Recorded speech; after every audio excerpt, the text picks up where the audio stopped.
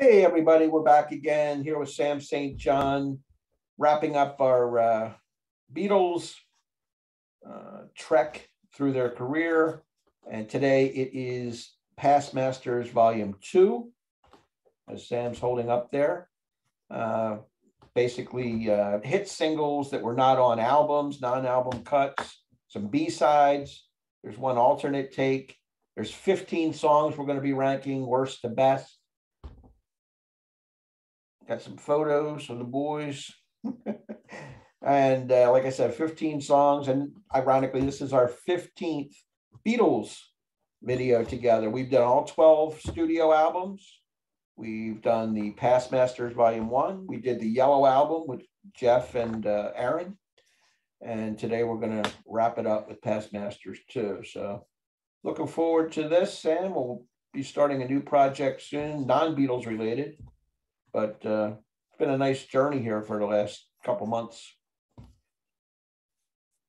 I agree. Yeah, it's been fun. Kind of sad to end it, but like Rich said, we have some things that we're planning, kind of ever planning, and hopefully we'll have a bunch of videos down the line. You know, with some special guests, invited guests to share their thoughts and opinions of classic albums, just to tease a little bit, but we'll talk about that at another time. Today, it's the Beatles. This was a tough one. I like 12 of the 15 tunes here pretty much, and it's very, very difficult to put them in any kind of order.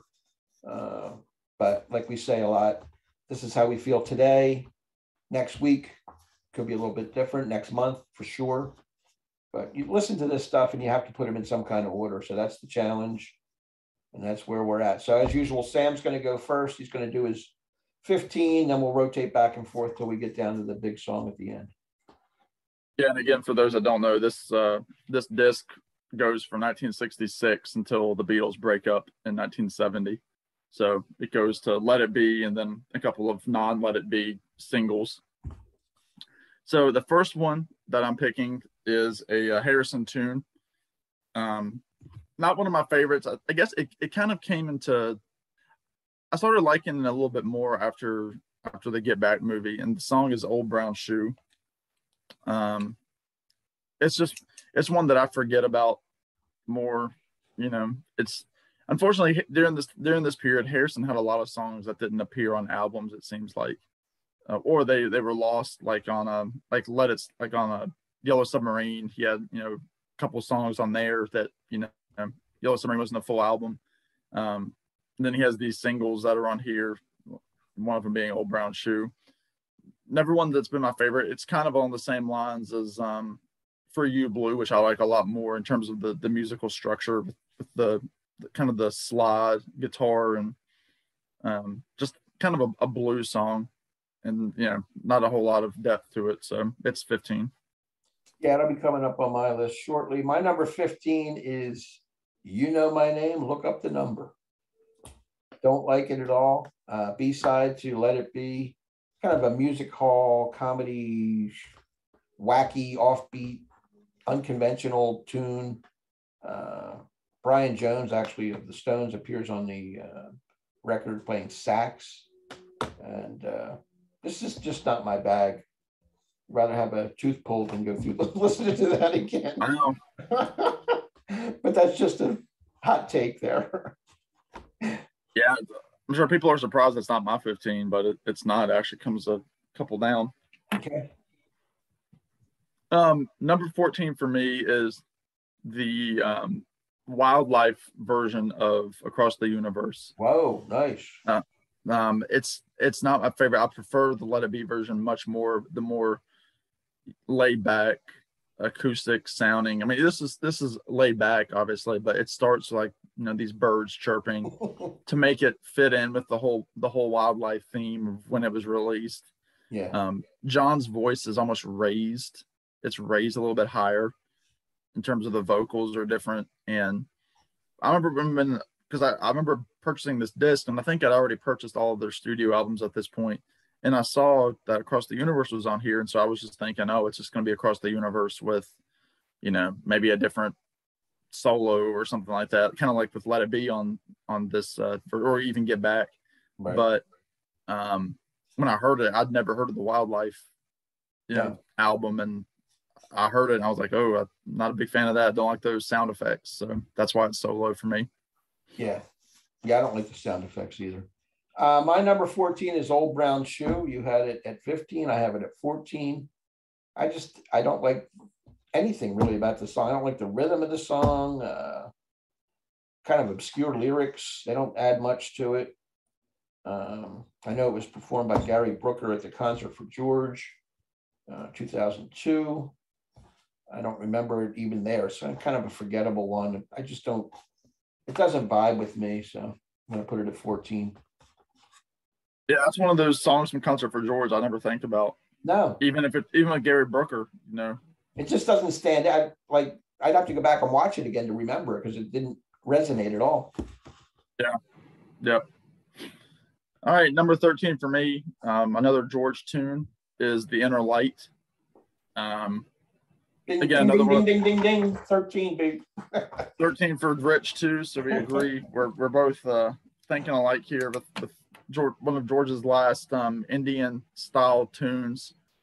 Just the intro is so long with the ding ding a ding ding a ding ding a ding ding a ding ding a ding, and then George kind of has this like like trippy voice. Then you have like that weird instrument in the back. It's like it's just it's not pleasing to the ear. It goes straight to my nerve inside of my head, and I don't like it. Again, I've talked about that the Beatles are my favorite band. The Beatles have some bad songs, and to me, it's just a bad song. I don't like it at all. I don't like it. I'm actually surprised I didn't put it lower, but I think I'll put it a little bit higher. It's because I actually like remember the song. The other two I don't even think about. So yeah, this was in a battle with Old Brown Shoe. Which George song did I dislike the most? And Old Brown Shoe won that battle. But The Inner Light is just, I don't want to rip the Indian music because it has its place. It just doesn't work for me. Just because all those pretentious high brow critics out there love it doesn't mean I have to. I'm not going to buy into that. I mean, I like what I like. Right. All right. For me, Rich just mentioned it earlier.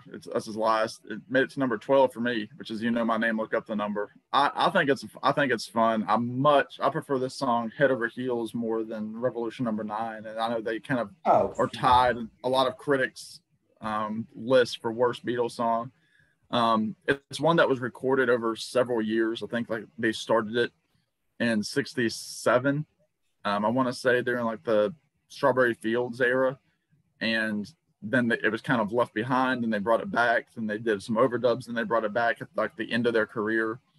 It's funny that it ended up being a single to Let It Be because it's a long song. I mean, it's 6 minutes or something like that. Yeah. Mm-hmm.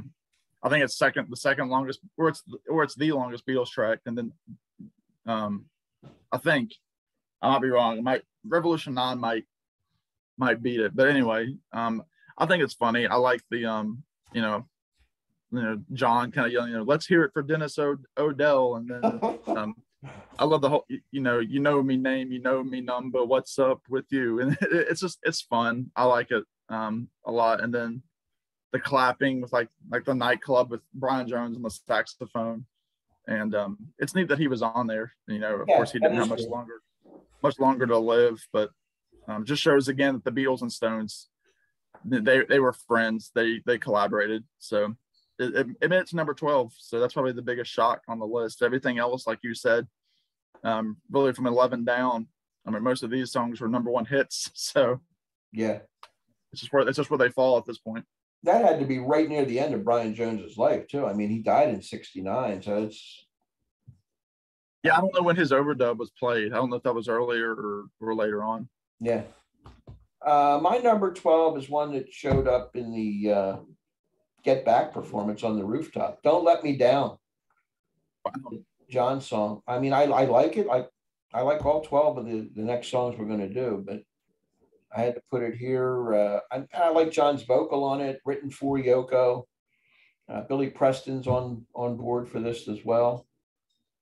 Very passionate kind of vocal by John. Don't Let Me Down. Nobody ever loved me like she does, and she does. Yes, she does. He's into it. I think that's a good performance, but I like 11 songs here better, including Across the Universe, believe it or not. Don't let me down, and I'll talk about it when I mention it, but well, I guess I'll just talk about it now. It's one of those songs you forget that it's not on Let It Be.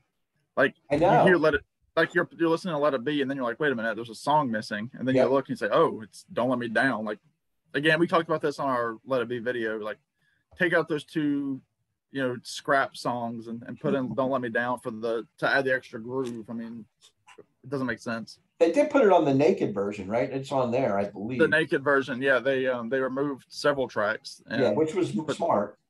Yeah, but still, it's not the same. It's not the same. And it's worthy of being on there rather than Dig It and whatever the other one was that we Maggie May. Those two take a hike. Or even like I Dig a Pony. I think it's a better song than I Dig a Pony.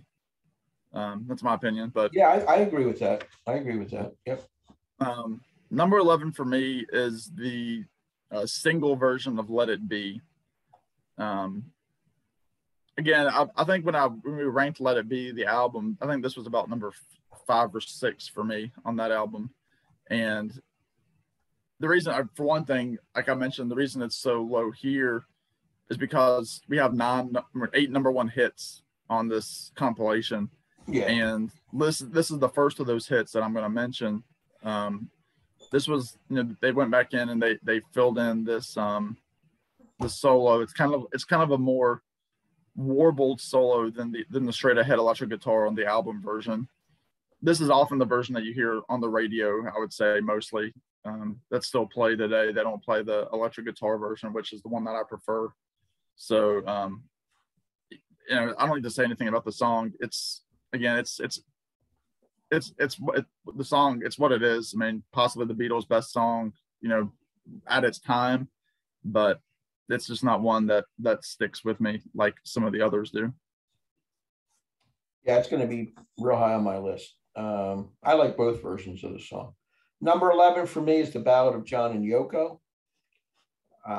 Again, I like the song. It was banned in some stations across the country because of the references to Christ and the crucifixion, but I'm not going to let that bother me. I like the song. I like just John's vocal delivery. It talks about their wedding and the honeymoon and the Amsterdam Hilton and Gibraltar, and references the bed-in that they were doing in Toronto, I guess. And it's just a little, I'd say, travelogue through that part of history with John and Yoko, and it works to me as a song.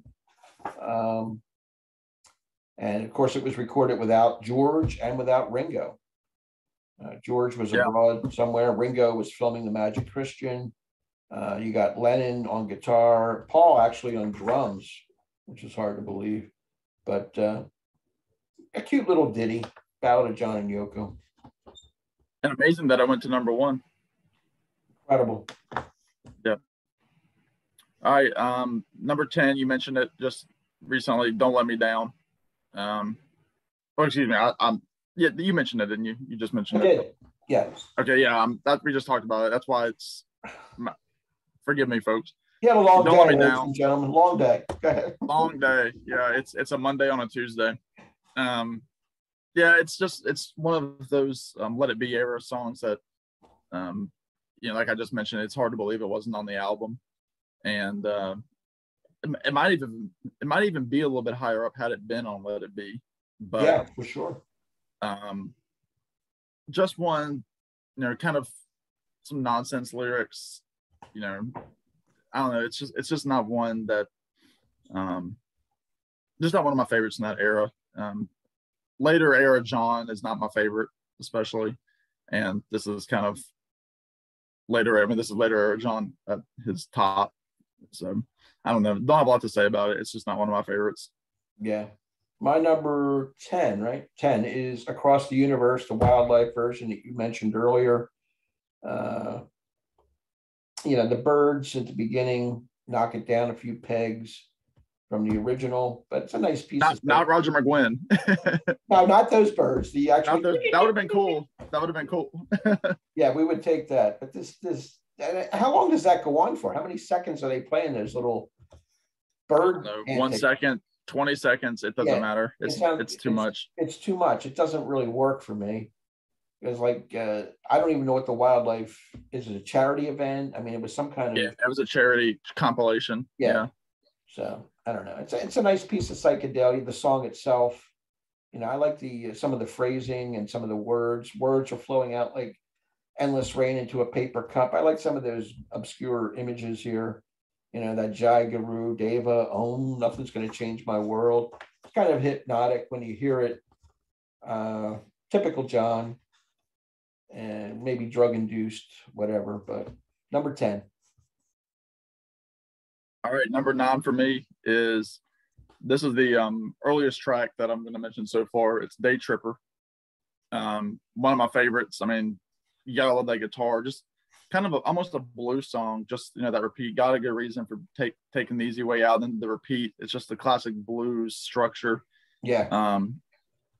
I saw Paul do it live back in 2014, and he was playing the guitar that he used for the actual song. So it's really cool to see that. Just historically, it's a killer single. I mean, good grief, that was pretty hard for the Beatles. I mean, this came out after Help and Rubber Soul. So and then they're going into like that Revolver era, but it's pretty heavy for the Beatles. And Paul is singing with that bluesy voice that he does, kind of like he does on I'm Down. Yeah. And great harmony with John. And then they hit that high note, kind of like early Beatles, where they say, "It gave me so long to find out."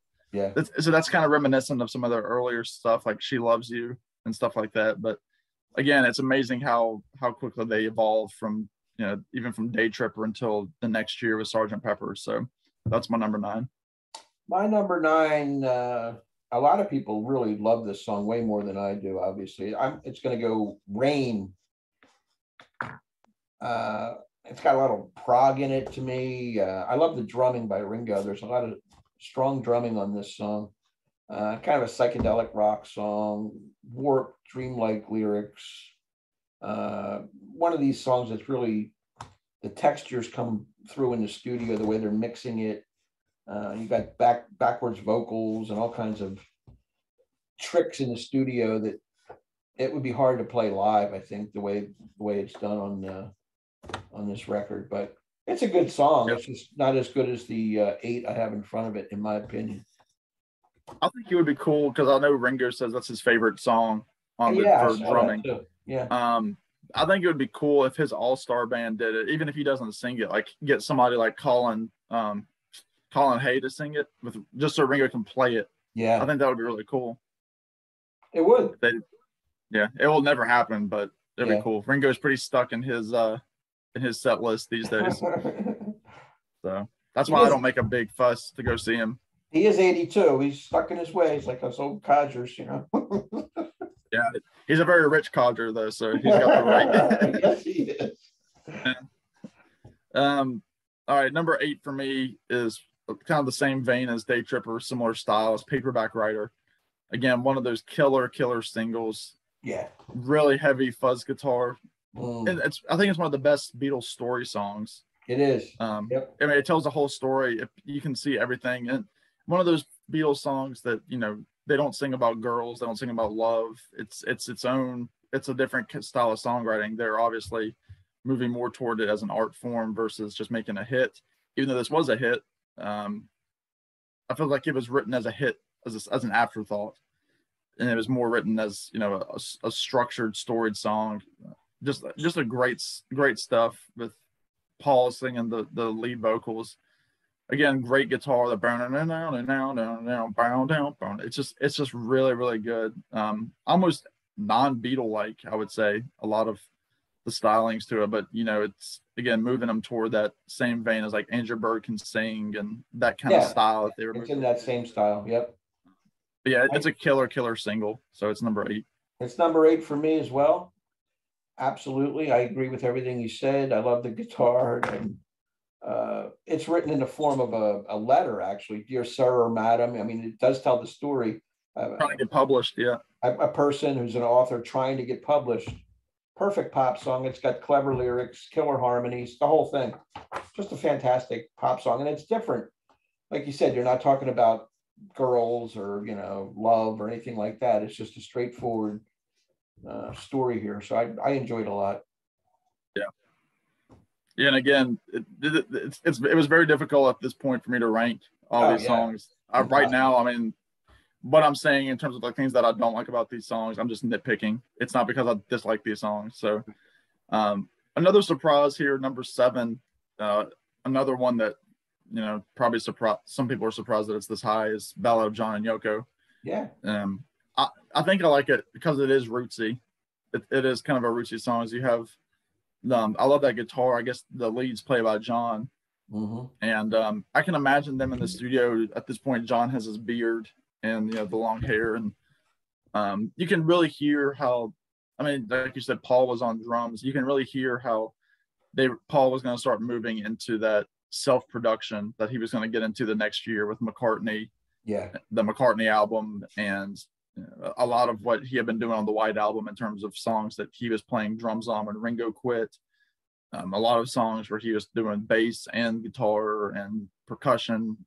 So it just shows how well versed these two guys were in music, and especially Paul, who could fill in for Ringo, and John really taking his own, like we saw in the movie, as a lead guitarist. And he's an underrated guitar player, John. I think. Yeah, he can do it when he wants, when he's motivated. Underrated, yeah. And I love Paul's. He's got that kind of that Lady Madonna voice in the background with the way things are going, they're going to crucify me. Yep. And it is funny how it was canceled. Well, not canceled, but it was it wasn't played on some stations because of its religious references, and similar to how with God Only Knows, how people were worried that God Only Knows is going to be a song that couldn't make it on the radio because they're saying God in it. But regardless, it's a great song. I love the acoustic nature of it, even with the little electric guitar licks by John. So it's number 7. Yeah, I have to mention while you're on that song, I was a big AM radio fan when that came out, and it was banned on the local stations in Philadelphia. I never heard that song because of the religious. Wow. So until it appeared later on, how did I miss that song? And that's why, because the powers that be didn't let me hear that song for whatever reason. Was it on the Red album when it came out? Yeah, that was in 73. I think. The Blue, yeah. But as a single, I never realized it was that big across the country because we weren't hearing it here locally. Well, again, that's what makes it so amazing that it made it to number 1. It is. I guess in the UK, I don't know. I guess it did here too, or didn't. I don't know if it charted at 1 here, but I know it was a big hit. But certain stations or certain cities, it was banned. And I know in Philadelphia there were 2 major AM stations, and neither one played it. It's odd. Yeah, it says it was the Beatles' 17th and final UK number 1 single. Okay. So it peaked at number 8 on the Billboard Hot 100. Right. For that reason, I'm assuming. Yeah. But good song nonetheless. My number 7 is Lady Madonna, which I remember growing up. Inspired the cool piano to start. But inspired by Fats Domino. Got a lot of Catholic references here. The Lady Madonna. I think Money Was Heaven Sent, Creeping Like a Nun. He uses all these little terms in the lyrics, which are cool. And all the days of the week are mentioned except Saturday. Monday's child, Tuesday learned to tie his bootlace, all that stuff all the way through. A great vocal by Paul, and there's a saxophone on it. And then that another one of these classic pop songs.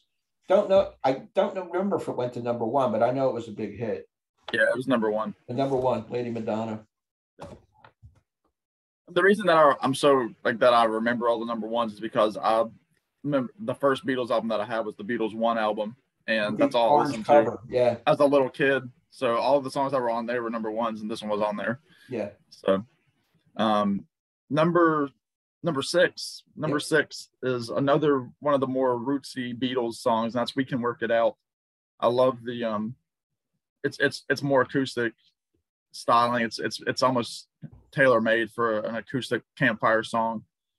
I love the harmony with John and Paul. The life is very short and there's no time. And then I love how it kind of goes into a waltz. They say, for fussing and fighting, my friend, doom, doom, boom. And then it picks back up. Just a great upbeat song, about, a hardship in a relationship, but they can get through it. And short little song. I think it's like right around 2 minutes. There's a funny version of it on the Paul McCartney MTV Unplugged, where he hadn't sung it in a long time because it was just in the early 90s when he was starting to re-sing Beatles songs in his repertoire. And I think somebody mentioned, let's sing We Can Work It Out. And so he tries to sing it like 3 different times without forgetting the lyrics. And he can't get it. And he's like, no, we're going to do this. And he gets the band going. And he's just really loose and having fun. And again, it's one that he still sings live. And I love the harmony of it. I love the acoustic nature of it. So it's number 6. My number 6 is a biggie, Get Back.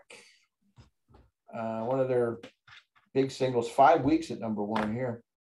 And it was their 17th number 1 song, tying Elvis at that time for most number 1s. Later they would, I guess, break that. But gotta love this song. Of course, it's real popular in the last few months because of the Get Back documentary and On the Roof. And we've seen it maybe 10, 12 times. It's great every time. But always love the song. Can't get enough of it. But the 5 in front of it are just monster songs. And that's why it's number 6. I mean, it could be anybody's number 1, and I wouldn't have a quibble with it. It's great. Yeah, it's a tad higher for me. And yeah, I got these top 5. They're a strong top 5. Yeah. So to start, you just mentioned it, Lady Madonna. Again, Fats Domino influence. Even I think Fats even covered it a year or so later, which was probably a big honor for them. Sure. And it's a great version. I mean, then you hear it and you're like, oh, the Beatles are covering a Fats Domino song. It was handmade for him, and it shows again what a great instrumental piano player Paul was. Yeah, just that boogie woogie style. It's just the music of it is great, and like you said, the background, the ba ba ba ba. That's cool too. It's catchy. Yep. Just the whole the double meaning of like the see how they run with the stockings needing mending and the see. It's great. It's a great song. It's one that people go crazy when he plays it live because he'll just be sitting behind his piano and he just starts kicking into it. And I can't wait. I can't wait to see him do it in May. I know he's going to do it, but I don't care that he does it every night. I love it. You're in for a treat. That's going to be a biggie. My number 5 is one you mentioned. We Can Work It Out. I love John and Paul every time they team up together and show those harmonies. It's awesome. And I like the optimistic nature of the song too. Paul singing We Can Work It Out, and then John, life is very short and there's no time for fussing and fighting, my friend. Very John and Paul. Yep. Yeah, together, I mean, it worked. Every time they're together and they're playing off each other like that, a lot of times those are my favorite songs on our lists. It seems that's the part I like the best. Stevie Wonder actually had a cover of this a little bit later, maybe the next year or two, which is decent in Stevie's own style, but nothing like the Beatles, man. Nothing like. And I think I want to say he did that at the White House for Paul's. It was a tribute to Paul McCartney back when the Obamas were in office. I think Stevie Wonder. Because they came out and again they did Ebony and Ivory together, which was cool to see them do it, after all those years. So yeah, it's a good pick. I like Stevie's version of it though. He sort of takes the lyric "We can," or he's like, he does his very slow. It's slower. We can work it out. Right. Yeah, I like it. It's funky. It is. Number 4 for me, we talked about it earlier, Rain. Ringo's favorite Beatles track for drumming. It's just very different. Very experimental. Definitely could have been on Revolver. Easily. Yep. The background loops, and even it would have even made Revolver more interesting had like maybe this eliminated Yellow Submarine, and Yellow Submarine would have been the single, which I know Yellow Submarine was a single, but just to keep Yellow Submarine off the album and put Rain on it, it definitely more matches with Tomorrow Never Knows or something like that. Yeah. And really a trippy song, very John, not optimistic, it's very anti-optimistic. Just when the rain falls, they run and hide their heads, they might as well be dead. And Rain, I don't mind, Shine, the weather's fine, just great stuff. I love John's vocal, and I like the reverse tape on the back end of it. It's all great. It's a very, very unique, like you said, kind of proggy song. It is one of their more proggier tunes. My number 4 is Daytripper. Always been a favorite of mine. Released in conjunction with Rubber Soul, which is my favorite album. So this would work on there as well. Great riff, catchy. Some people think it's about the occasional acid trip. Somebody, picks their spots, rather than be an addict, they'll take a day trip. And I like that. Some say it's about a lady escort too. A lady escort, I've heard that as well.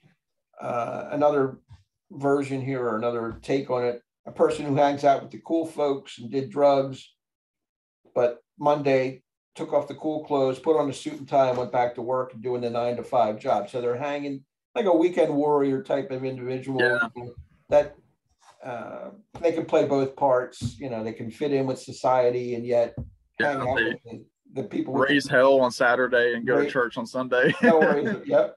And I like the vocal here where it took me so long, that whole bit where they're harmonizing to find out, and I found out. Just a great, awesome song by the Beatles. All right. Top 3 here. You mentioned it as well. Get Back, the single version. I love this version because it's got the long fade at the end. Yeah. Where Paul hits that woo, and then it goes doo-doo, doo-doo, doo-doo, and then it's the whole pump pump pump. Get back, Loretta. Your mama's waiting for you. With her hot. So I think that the track up until that point is the same take as the one from Let It Be. They just tacked on that at the end. Yeah, sounds like it. And again, this was a number 1 hit. This was the version that went to number 1. And what can you say? We've talked about it before, seeing Paul pull this out of thin air and the Let It Be on the Get Back movie with strumming his Hofner bass like a guitar, and just one of those things that I'll never forget. And I'll never listen to this song the same way after seeing the documentary. Never. That's just how it was conceived. That was the highlight of the documentary for me by far. I like this version better than the album version, just because it goes longer, and I love the whole kind of ad-libbing at the end, in a low neck sweater, and then get back. I love it. It's great. So awesome. It made it top 3. Very good. My number 3 is Hey Jude. 9 weeks at number 1. I remember like it was yesterday. It was always on the radio. That's chump change. I know. Written, of course, for John's son, Julian. Take a sad song and make it better, trying to cheer him up. There's that great video that you can see on YouTube, that promotional video where the audience is singing along, and David Frost does a little intro, and then there's 4 minutes of na-na-na-na. They're all like swaying and singing, and that was happening at the moment. It's not reminiscing 50 years later. That was on the spot, 1968. Just incredible piece of music. Gotta love it. I'm surprised it's not number 1, but number 3. All right, number 2. Again, interchangeable with number 1. It's Revolution, and this is the rockin' version. It's not Revolution like we got on the White Album. This is the really heavy, that opening lick by John. It's very 1950s in terms of like the structure. Yeah. We all know like the original version, the Revolution 1. It's got the whole shooby doo wop in it, so it started as kind of a 50s era style song, but this one is just so much more rocky. You have Ringo on the drums, the doom doom, like when John is singing, you know, if you go carrying pictures of Chairman Mao, like those parts where the instrumentation kind of drops out for a minute, you still have the drums hitting heavy in the background. Again, I first heard this on the Beatles Rock Band, and I remember getting the White Album and being disappointed that wasn't, because I saw Revolution and I saw the one after it, and I didn't know the difference as a young kid, and so I said, oh, that's what it's called. And then I got that on the White Album, and I was like, oh, well, where do I find Revolution? And then I found this, and I said, oh, there it is. So yeah, and it's one of John's best vocals. That scream at the beginning, it's all great. So it made its number 2, but could have been number 1. My number 2 also. I remember I had this on the 45 when I was a kid. Just unbelievable. A hard rock classic, anti-war, peaceful protest song. 1968 was a volatile year with the Vietnam War and the assassinations of MLK and Robert Kennedy Jr. And you had the Democratic National Convention where there was violence, and just a tough year. And this song was on the radio blaring. We all want to change the world, you know. You talk about destruction. Don't you know that you can count me out in? Don't you know it's going to be all right? And then he's screaming at the end, all right, all right, all right. Just and bow down. Yeah. It's just an unbelievable song.